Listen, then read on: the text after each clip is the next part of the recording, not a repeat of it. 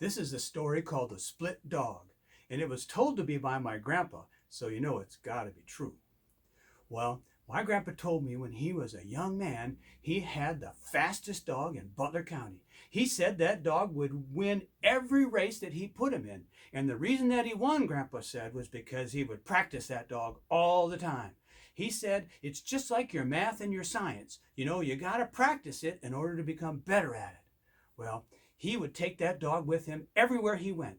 And if he would go to his friend's farm, he'd take that dog with him. And then he'd set him down on the ground, and that dog would start to run. Roof, roof, roof, roof. He'd run like crazy, and he'd run out behind his friend's barn, you know, and you couldn't hear him for a little bit, and all of a sudden he'd come back, and Grandpa would go, come on, dog, and that dog would run, and he'd jump in my grandpa's arm, and my grandpa would love on that dog and say, good dog, you are a fast dog.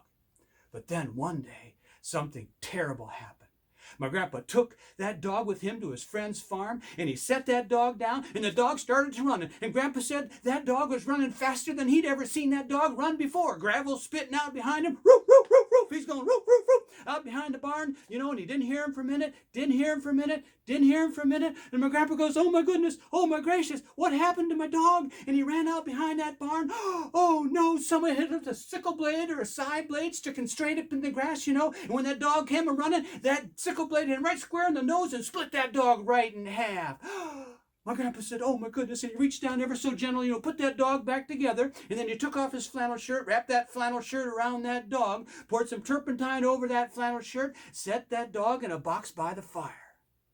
About a week later, Grandpa shook that box, and the dog went, roo, roo. Nope, not yet. About 2 weeks later, Grandpa shook that box, and the dog went, roo, roo, roo. Grandpa said, nope, not yet.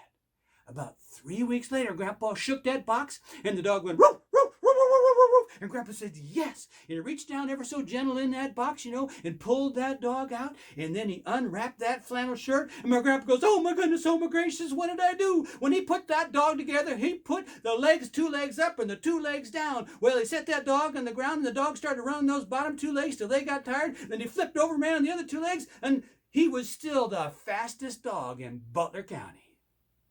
True story.